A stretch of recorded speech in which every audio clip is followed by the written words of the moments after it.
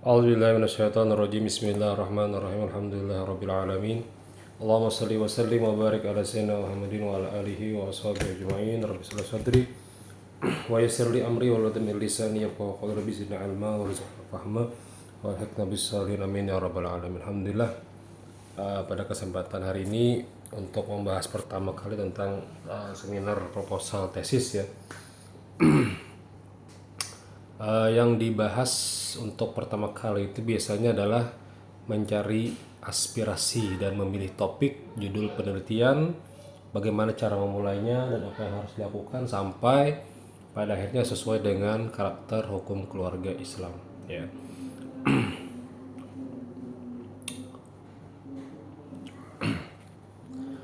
Nah, yang pertama adalah mencari inspirasi dan memilih topik. Aspirasi, inspirasi ya. Jangan pernah ragu meniru penulis lain. Setiap seniman yang tengah mengasah keterampilannya membutuhkan model. Dan pada akhirnya Anda akan menemukan gaya sendiri dan menanggalkan kulit penulis yang Anda tiru. Kalau bisa kita sebutkan sekarang ATM ya. Amati, tiru, modif. Nah, di modif ini yang namanya tidak plagiasi. Kalau mengamati dan meniru nanti plagiasi ya. Maka solusinya adalah amati, tiru, dan modif. Lihat apa sih yang lagi ramai dibicarakan dalam konteks hukum keluarga saat ini. Entah itu dalam kasus, lapangan, atau dalam bentuk kajian kitab ya. Kajian kitab ini yang berhubungan dengan kajian-kajian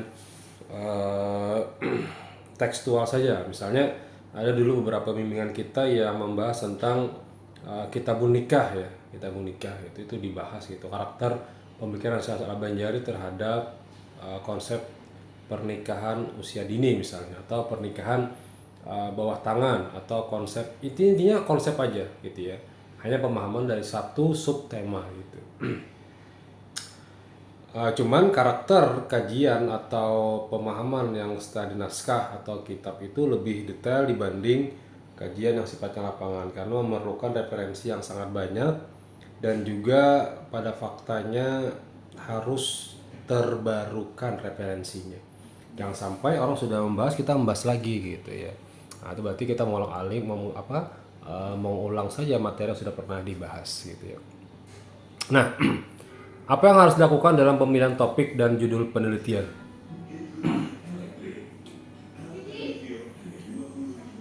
Topik penelitian adalah merupakan kerangka besar masalah atau pokok pembicaraan dari pokok permasalahan.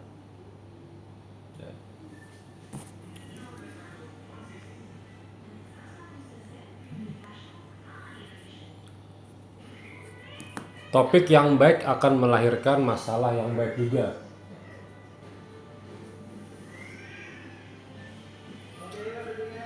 Masalah yang baik akan menghasilkan judul yang menarik. Nah, jadi kalau kita ingin mencari judul,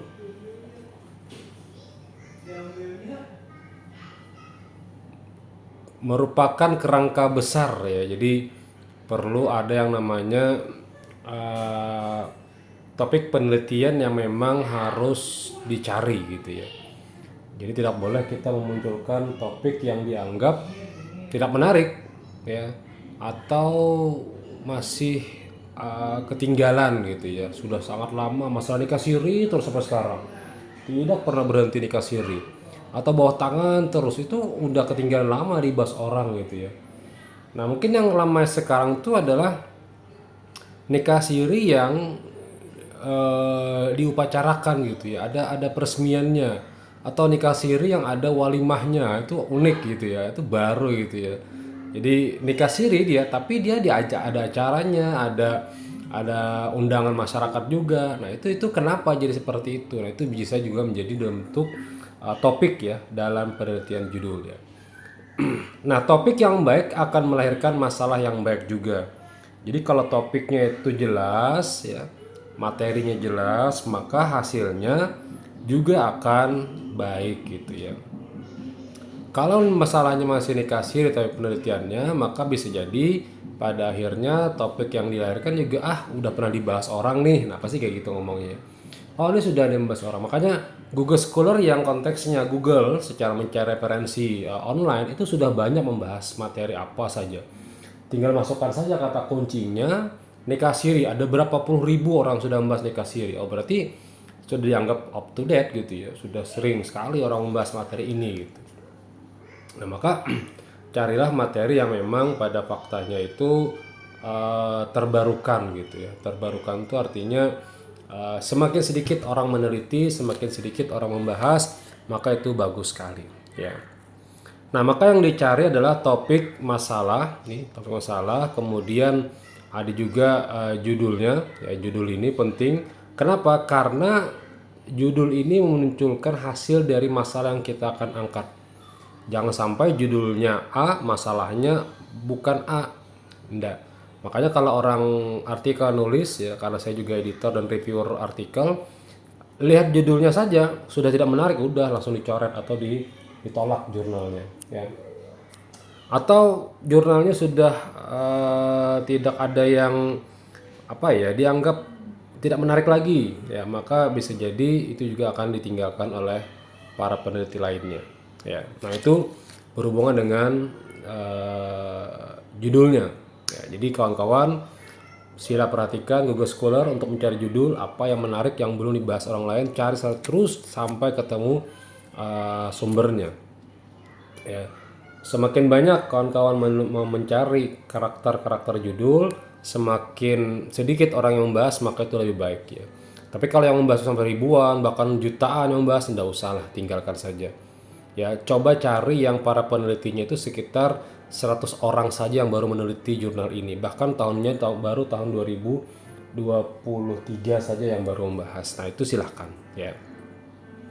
Nah sumber topik dan masalah penelitian ya, mungkin bisa menggunakan dua pendekatan. Pertama eksplorasi ya, cari inspirasi dari sumber-sumber yang memungkinkan, baik bertanya, tadi ada saya bikinkan kan ya linknya. Pertama ada bagaimana Anda mencari sumber, menelaah sumber, diskusi dan sebagainya, itu silakan ya. Atau yang berhubungan dengan topik langsung, tanya ini di kampung ini kenapa ya yang menikahkannya itu selalu tuan guru, kenapa kada penghulu atau orang tuanya saja, padahal orang tuanya ada loh. Nah itu kan bertanya langsung. Atau bertakon di masyarakat gitu ya, ini kenapa ya bahwa pernikahan siri ini diacarakan, sosiologi hukumnya kayak apa, ini kenapa ya walinya ini bisa digantikan dengan wali yang lain, atau kok bisa saksi memperbolehkan dua pasang suami istri duduk betatai baigaan, bukankah itu dianggap sebagai hal yang tidak boleh dalam Islam misalnya, dia belum akad tapi sudah ada sebagainya. Atau kasus-kasus yang sifatnya prewedding gitu ya kan, atau nikahnya dengan cara dinikahkan dulu di tempat yang dengan ulama, nanti baru pulang nikah bahasa, artinya menarik gitu ya. Sumber-sumbernya di mana? Ya paling gampang itu adalah bertanya kepada para peneliti, ya dosen, kawan-kawan yang ada sekarang, atau kakak-kakak tingkat yang sudah pernah membahas, atau sumber yang pian baca bisa baca di bagian tesis terakhirnya. Kesimpulan dia memberikan rekomendasi apa? Ya, biasanya jika dia memberikan rekomendasi apa, itu ada tawaran yang menarik untuk Anda lanjutkan atau menolak pendapat dia. Silahkan saja. Ya. Nah, cara memunculkannya bagaimana? Bisa jadi dengan cara hasil membaca. Anda membaca banyak sekali buku dan sebagainya. Boleh silahkan. Atau melihat pemikiran-pemikiran tokoh, ya, tokoh-tokoh ilmiah dilihat dari berbagai macam referensi, dibaca, dilihat ya. Dan kawan-kawan mohon boleh menggunakan aplikasi online, robot, ChatGPT atau sejenisnya, tapi jangan murni menggunakan mereka karena dia robot, tidak tahu cara menyusunnya. Kecuali Anda sudah mendapatkan prompt yang baik atau penyusunan dalam teks yang baik itu bagaimana, baru bisa dibikinkan yang bagus kata-katanya. Tapi kalau kita minta judul, minta penelitian, dia ngacau kadang biasanya ya. Jadi solusinya Anda masukkan dulu kata kuncinya, itu boleh ya. Baru dia akan memberikan tawaran-tawaran ya. Yang kedua, membaca artikel-artikel. Nah, ini juga berhubungan dengan materi Anda. di Google Scholar, buka saja Google Scholar ya. Kemudian dilihat bagaimana faktanya di Google Scholar yang menarik itu apa ya. Kemudian silakan dikembangkan ya. Atau ada nonton sebuah cerita film nih, eh, jadi kajian film nih referensinya dalam film ayat-ayat cinta, misalnya pernikahan antar beda agama, atau materi apalah yang lain ya, yang berhubungan dengan ada masalah hukum perkawinan di Indonesia gitu ya. Atau memahami peristiwa seperti demo ribuan tenaga kerja, lumpur lapindo, banjir dan sejenisnya gitu ya. Kalau memahami peristiwa ini, saya pikir lihat saja kondisi di lapangan sekarang di KUA atau Pengadilan Agama gitu ya. Nah, boleh kajiannya lokalitas Banjar atau konteksnya juga putusan pengadilan. Antara putusan A, putusan B kok beda sementara hakimnya sama, itu silahkan gitu ya. Perbandingan aja nanti pendekatannya gitu ya. Atau pendapat hakim di Kalimantan Selatan, jangan satu Banjarmasin saja, itu nanti skripsi gitu ya. Nah, jadi kalau tesis itu sampelnya lebih banyak dibanding skripsi gitu. Kalau skripsi Banjarmasin, kalau tesis Banjarmasin, Banjarbaru, Matapura minimal gitu ya. Bahkan lebih silahkan gitu ya. Kalau disertasi kan satu Kalsel ya, satu Kalimantan Selatan, bagaimana pendapat hakim Kalimantan Selatan terhadap pernikahan permohonan isbat nikah misalnya atau sejenisnya, itu silahkan gitu ya. Tapi kalau dalam lingkup tesis ya 2 atau 3 tempat cukup lah. Tapi jangan satu tempat saja ya. Penelitian di Banjarmasin itu skripsi banget masih gitu ya. Jadi sampelnya penelitian di kota Banjarmasin, Banjarbaru dan Martapura. Misalnya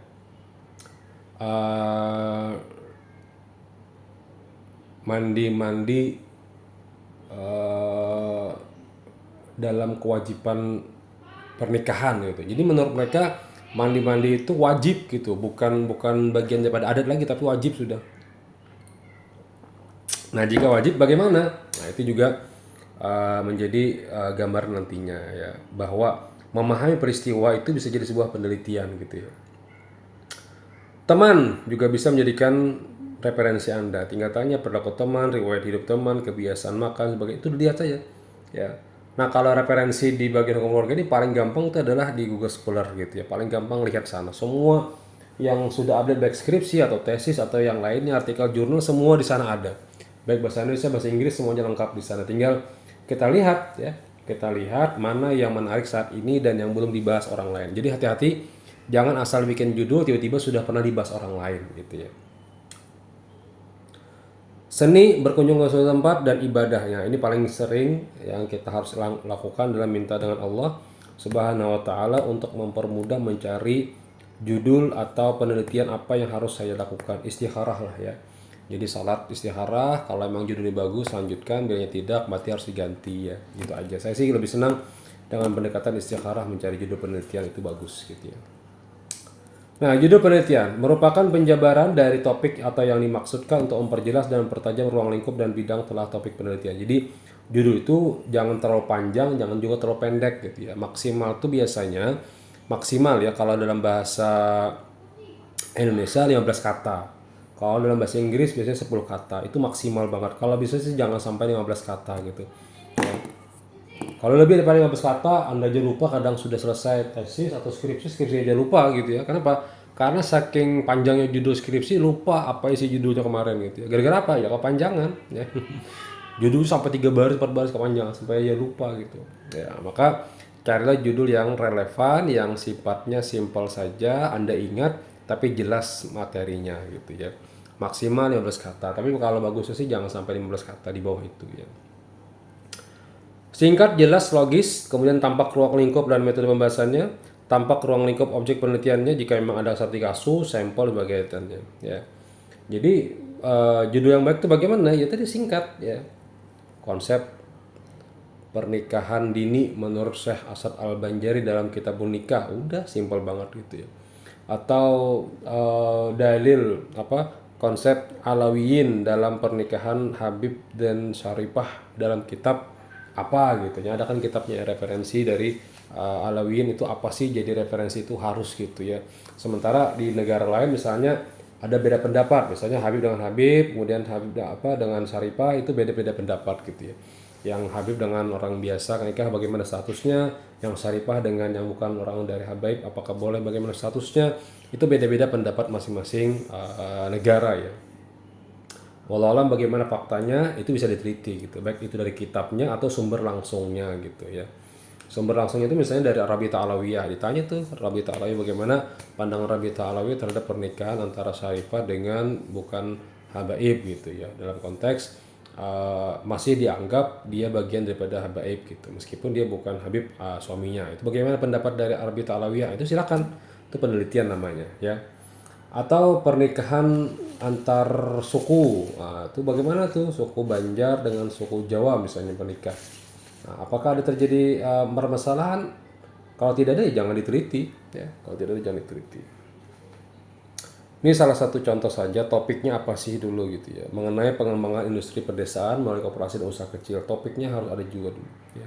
Topiknya Anda misalnya berhubungan dengan nikah siri kah, nikah di bawah umur kah, atau sejenisnya gitu ya. Kemudian judulnya tidak lepas daripada topik gitu ya. Kajian pengembangan pola industri pedesaan melalui koperasi dan usaha kecil ya.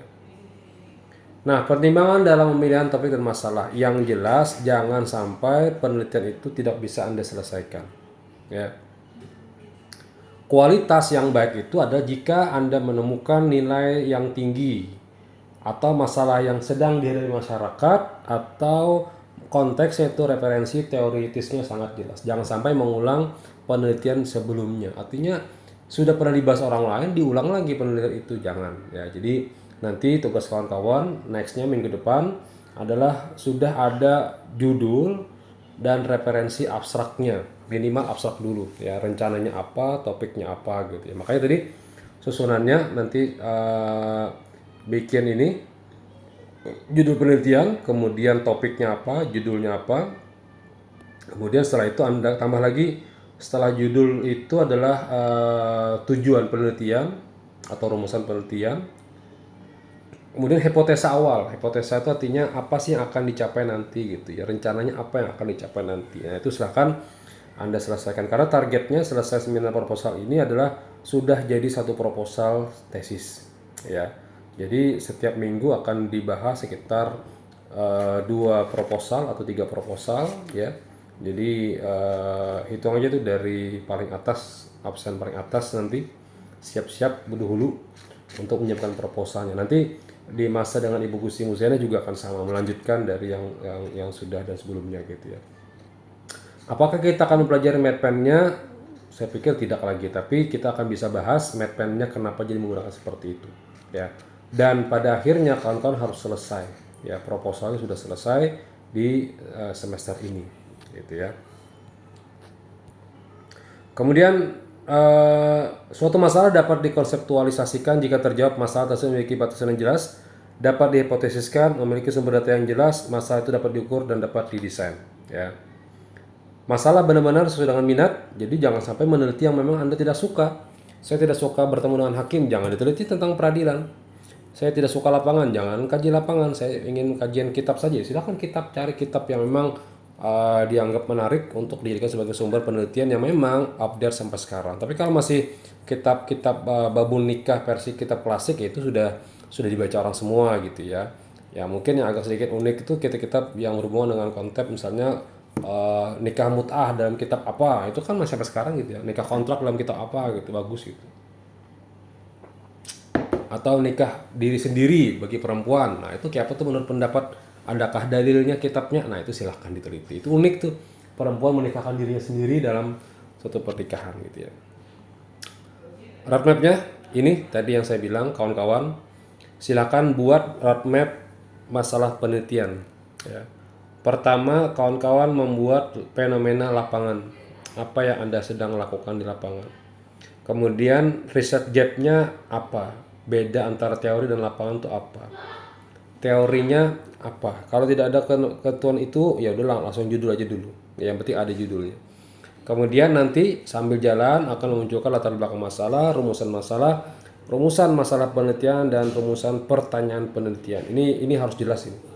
Jangan sampai nanti ketika membuat sebuah proposal bingung, latar belakang tidak membahas, kok tiba-tiba muncul di masalah gitu Pak. Ini berarti tidak nyambung. Nanti kita praktekkan di lapangan ya.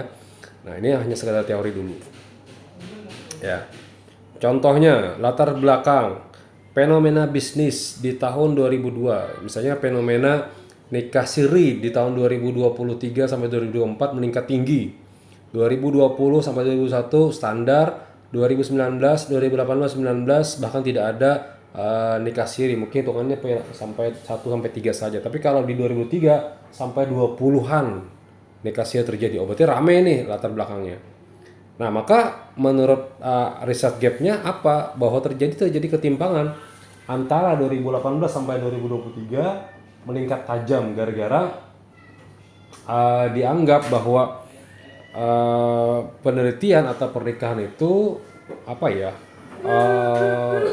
ada terjadi perubahan gitu.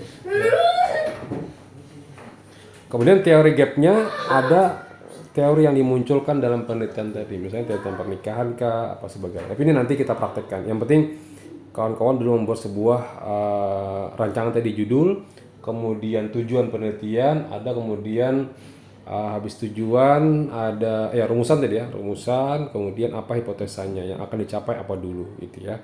Nanti baru kita diskusikan bagaimana cara menyusunnya. Ini silakan Anda baca-baca.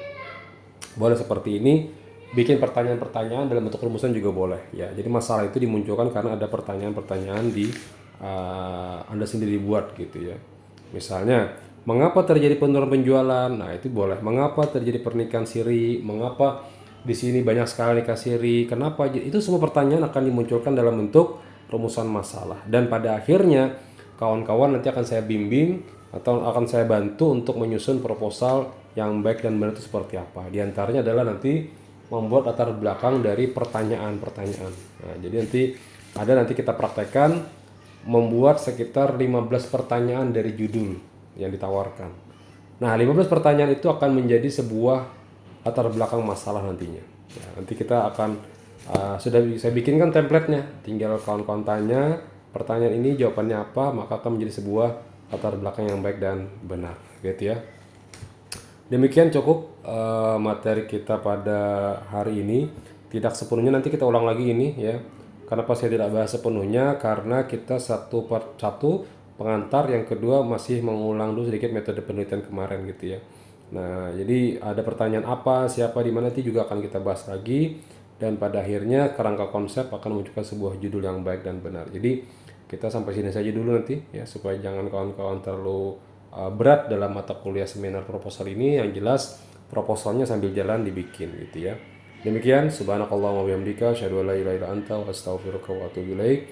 Mohon maaf jika ada yang kurang ya, salah hilaf, dan insyaallah ketemu lagi insyaallah minggu depan dengan hasil proposal yang sudah ada di tangan kawan-kawan. Kalau tidak full beberapa halaman, boleh saja satu halaman dulu. Yang penting ada materi yang akan dibahas untuk absen 1, 2, dan 3 mungkin ya. Jazakumullah khair jaza. Ketemu lagi insyaallah minggu depan. Wassalamualaikum warahmatullahi wabarakatuh. Ampun maaf